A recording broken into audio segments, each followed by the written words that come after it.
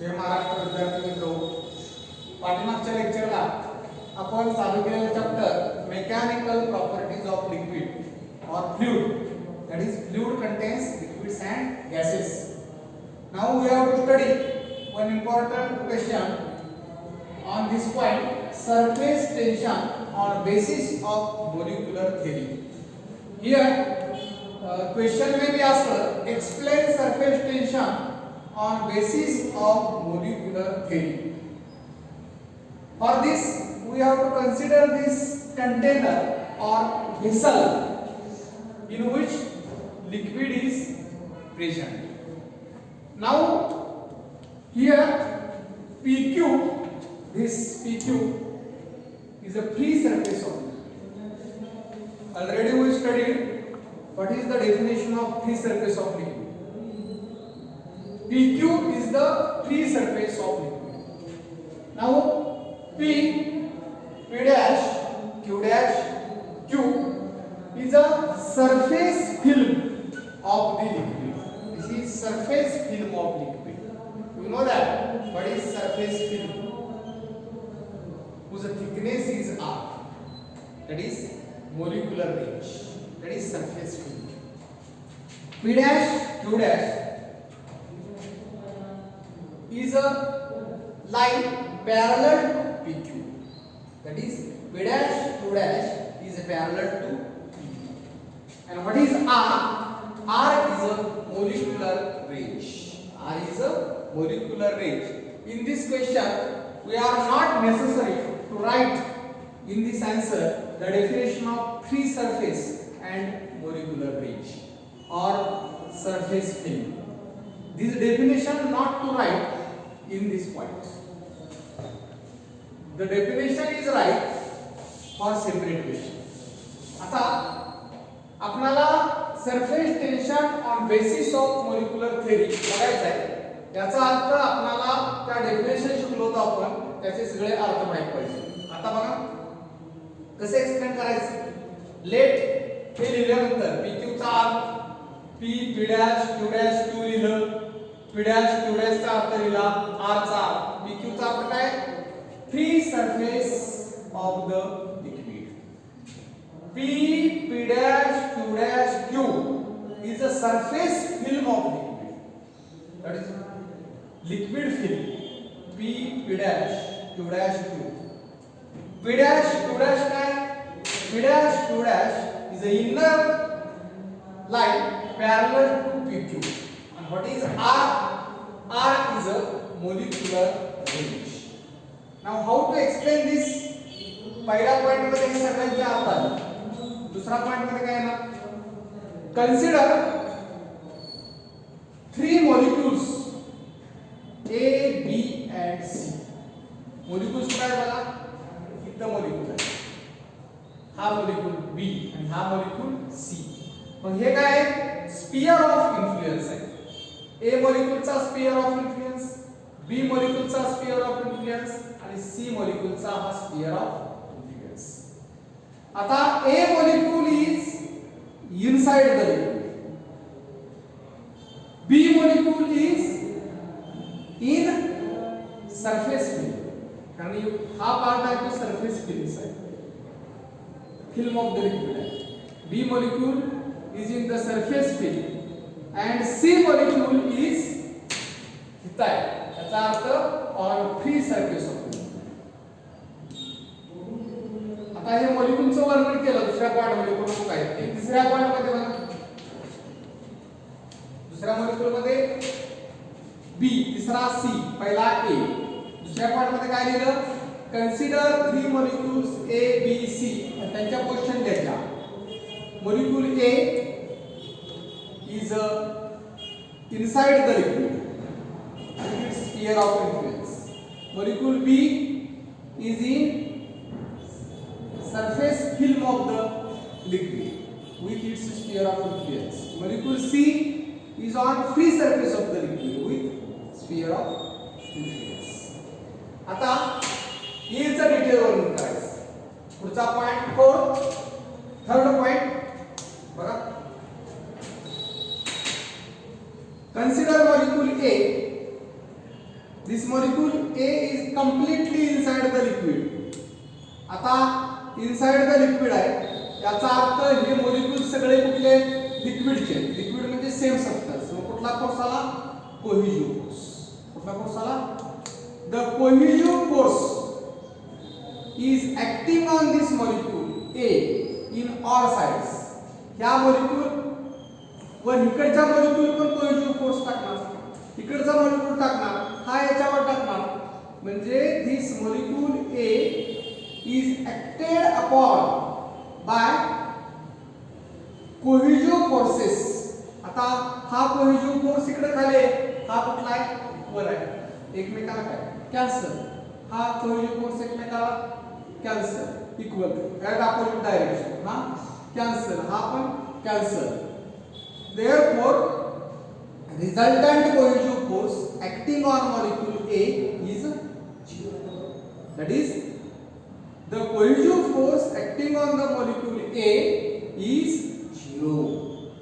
ज्यावर ऍक्टिंग होणारा फोर्स का असणार? 0 का असणार?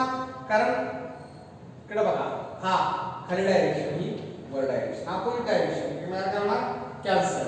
इकडचं एकमेकाला कॅन्सल, हा पण फोर्स एकमेकाला cancel. Resultant force acting on which resultant force? Cohesive force acting on the molecule A is 0. हे वर्णन कोण झालं? A molecule. तिसऱ्या पॉइंट. चौथ्या पॉइंट मध्ये B molecule. Consider molecule B. Its sphere of influence is 25% part is above the free surface. हा free surface च्या above आहे बघा. above सांगायचं आहे side. Above the free surface. And major part is inside the liquid. जास्त part कुठे आहे? Inside the liquid. आता बघायचं. हा फोर्स एकमेकाला काय झाला? कॅन्सल झाला. आता इथं बघा, कुठले मॉलिक्युल्स असणार आहेत? Air molecules. इथं कुठले मॉलिक्युल्स असणार? In this part there is air molecules. मग नंबर ऑफ एअर मॉलिक्युल्स जास्त असणार का नंबर ऑफ लिक्विड मॉलिक्युल्स जास्त असणार? इथे एअर मॉलिक्युल्स आहेत एवढे, आणि इथं सगळे लिक्विड मॉलिक्युल्स. मग नंबर ऑफ एअर मॉलिक्युल्स ज्यादा का नंबर ऑफ लिक्विड मॉलिक्युल्स ज्यादा? Number of liquid molecules are greater. का घेता सांगायचं, बघून सांगायचं, greater than the number of air molecules. आता एअर मॉलिक्युल्स मुळे जो फोर्स ऍक्ट होणार ह्या बी मॉलिक्युल वर, तो कुठला फोर्स असणार? एअरचा मॉलिक्युल आणि लिक्विडचा मॉलिक्युल. कुठला फोर्स असणार? एडिशिव्ह और cohesive? adhesive force. Therefore, adhesive force आता smaller का cohesive force smaller? कुठला फोर्स smaller असणार? कारण एवढेच मॉलिक्युल्स याच्यावर फोर्स ऍक्ट करतील, तो adhesive force. आणि एवढे सगळे मॉलिक्युल्स यातले स्फिअर ऑफ इन्फ्लुएन्स मध्ये याच्यावर फोर्स ऍक्ट करतील. जास्त मोठा फोर्स कुठला असेल? cohesive force is greater than the adhesive force. Because less number of air molecules are present in this part. एवढ्या पार्ट मध्ये कसले मॉलिक्युल्स असणार? Less. Therefore, net cohesive force acting on the molecule is not 0. कारण इकडे बघा, the resultant force acting on the molecule B is effective in downward direction.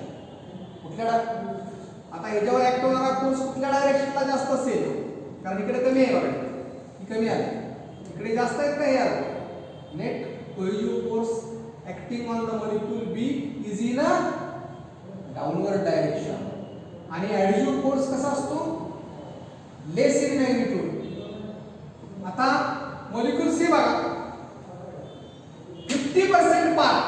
आता इथं हे दाखवताना बघा, हे दाखवलं नाही पाहिजे, हे दाखवायची गरज नाही, कारण इथं फोर्स ऍक्ट होत नाही ना, हे दाखवायचं नाही. इथं कुठला एरो दिसला नाही पाहिजे, इथंही कुठला एरो दिसला नाही पाहिजे.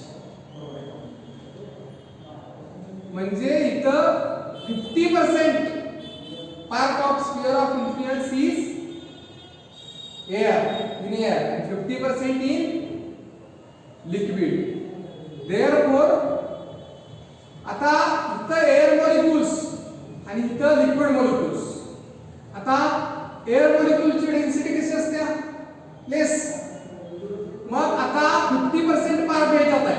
लिक्विड मध्ये, 50% एअर मध्ये. मग जास्त मॉलिक्यूल कुठले असतील? कारण याची डेन्सिटी कशी असते? एअरची कमी असते. 50% जरी आपण म्हणू शकत नाही इथे जेवढे मॉलिक्यूल्स एअरचे असतील तेवढे लिक्विडचे असतील असं म्हणू शकतो का? कारण एअरचे मॉलिक्यूल्स कसे असतात? डेन्सिटी त्याची कमी आहे, म्हणजे मॉलिक्यूल्स संख्या कशी असतात? कमी असतात.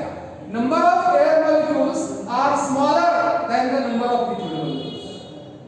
जरी 50% पार्ट वर असला, 50% खाली असला तरी एअरची डेन्सिटी कशी असते? कमी असते. म्हणजे मॉलिक्यूल संख्या कशी? कमी. मग आता इथं ऍडिटिव्ह फोर्स एअर मॉलिक्यूल्स मुळे ऍक्ट होणार कुठल्यावर? लिक्विड मॉलिक्यूलवर. आणि कोहेसिव्ह फोर्स कुणाला ऍक्ट होणार? लिक्विड मॉलिक्यूलवर, या लिक्विड मॉलिक्यूलवर. मग कुठला फोर्स जास्त असेल? ऍडिटिव्ह फोर्स जास्त असेल का? कारण इथं मॉलिक्यूल्स कसे आहेत? कमी आहेत. and therefore here which force is larger? Cohesive force is larger. Therefore cohesive force acting on the molecule C is larger than the adhesive force. याच्याकडे बघून कळलं पाहिजे. Therefore net resultant force acting on the molecule C is in which direction? Is in downward direction. A molecule वर resultant force acting काय असतो? 0. याच्यावर molecule cohesive force acting काय असतो? हा in downward direction. adhesive force less असतो. त्यामुळे cohesive force ज्यादा कुठल्या डायरेक्शन मध्ये? डाउनवर्ड. C molecule वर net cohesive force acting is larger than the adhesive force and cohesive force acting is in downward direction.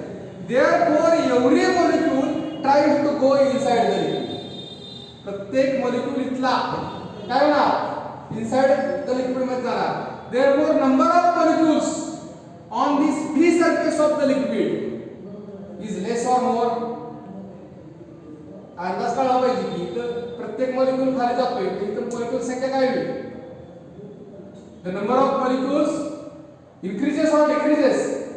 Decreases. पाठ करायचं नाही, decreases होतो. खाली जाते म्हणजे काय? Decreases.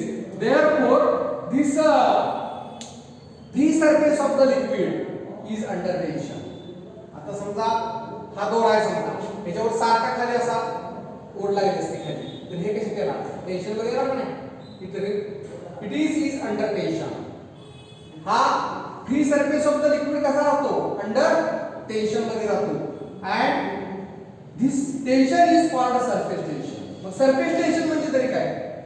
आता ह्याच्यात लिहायचं काय सरफेस टेन्शन म्हणजे काय? Every free surface of the liquid is under tension. This tension is called surface tension and this free surface of liquid is acts as a stretched memory. म्हणजे असं ताणलं जातं, या दोरा कसा ताणला जातो ह्याच्यावर सारखा फोर्स लागतो खाली ना, आणि त्यामुळं हे जे फिनॉमिनॉन आहे याला सरफेस टेन्शन म्हणायचं. सरफेस टेन्शन म्हणजे काय याच्यात लिहायचं नाही, त्यासाठी सेपरेट क्वेश्चन आहे. Define surface tension, state its units or define and explain surface tension. मग सरफेस टेन्शनची डेफिनेशन कशी लिहिणार आहे बघा. हा लिक्विड सरफेस आहे वरचा, तो वरून जर बघितला आपण तर कसा दिसणार सांगा मला? वरून जर आपण तांब्यात पाणी घेतलं वरून बघितलं तर कसं दिसणार? असं दिसणार. मग हा कसला सरफेस आला? Free surface. कसा सरफेस आहे? Free surface of the liquid. मग याच्यावर आपण एक टँजंट काढला. काय काढला? टँजंट काढला त्या सरफेसला. आणि मग सरफेस टेन्शनचा फोर्स ऍक्ट होणार असा असतो. टँजंट काढायचा म्हणजे इमॅजिनरी लाईन काढायची. याच्यावर काय काढायची? इमॅजिनरी लाईन काढायची त्या फ्री सरफेसवर. इमॅजिनरी लाईन आणि हे फोर्सेस. मग सरफेस टेन्शन म्हणजे काय? आता इथं तुम्ही म्हणाल खाली लाईन आहे आणि इकडे दोन्ही साईडला कसे आहे, तर हे वरून सरफेस बघतोय आपण सरफेस कसा बघतोय? वरून. आणि एक इमॅजिनरी लाईन काढलेली आहे आणि त्याला हे फोर्सेस काढलेले. मग सरफेस टेन्शन म्हणजे काय? F बाय ही लेंथ L आहे. या लाईनची लेंथ किती आहे? L म्हणजे 1 मीटर असेल तर याच्यावर कोणाला फोर्स ऍक्टिंग म्हणजे सरफेस टेन्शन. सरफेस टेन्शन म्हणजे कशी डेफिनेशन आहे बघा. Surface tension is defined as the tangential force. असला force tangential force acting on both sides of imaginary line. कुठल्या साइडवर ही एक साइड आणि ही एक साइड, या इमॅजिनरी लाईनच्या कुठल्या साइडला ऍक्ट होते? Both sides. The tangential force, surface tension is defined as the tangential force acting on both sides of imaginary line drawn on free surface of the liquid. That is, surface tension is defined as the tangential force per unit length acting on both sides of imaginary line drawn on free surface of the liquid. That is called surface tension.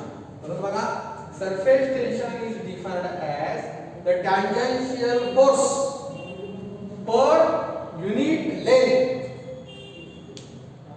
acting on both sides of imaginary line, and imaginary line drawn कुठे केला?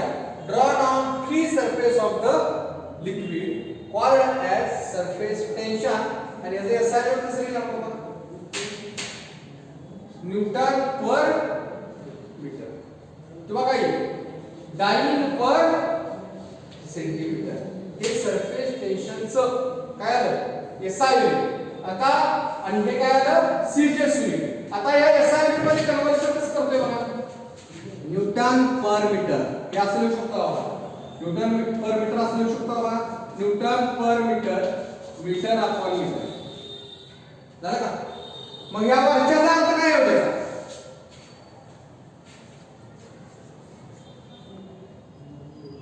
Newton metre, force म्हणजे newton आणि metre म्हणजे length आहे. Force into distance, displacement, force into displacement, force into length, work. आणि मग ही newton metre म्हणजेच वर्क. वर्क कशात मोजते? जूल. आणि जूल पर मीटर स्क्वेअर. मग सरफेस टेन्शनचं न्यूटन पर मीटर युनिट म्हणजेच कुठले unit? Joule per metre square.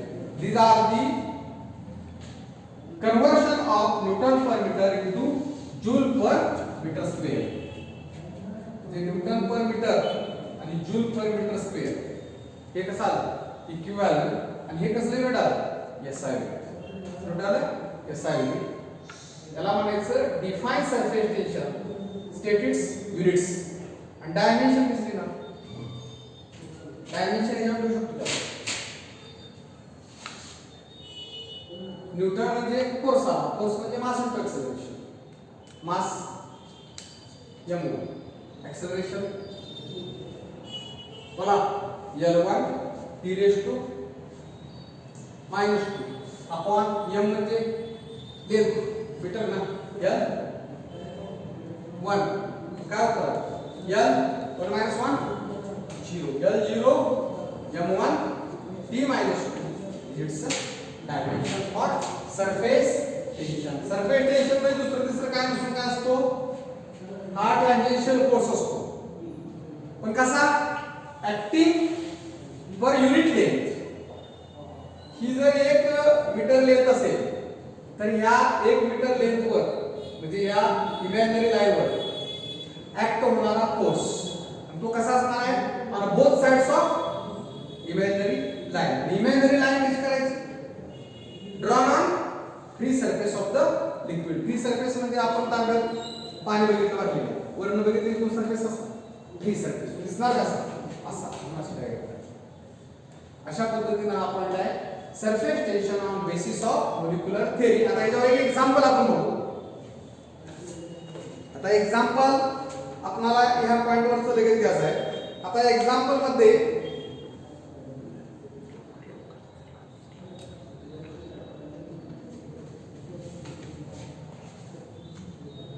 Tension off water. Example लिहितोय तुम्ही बघा.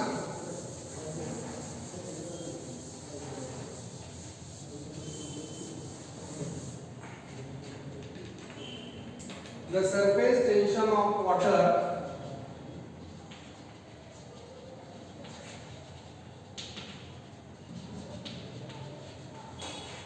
is 0.072 Newton per meter. Find the vertical force. Find vertical force required to detach a floating pin.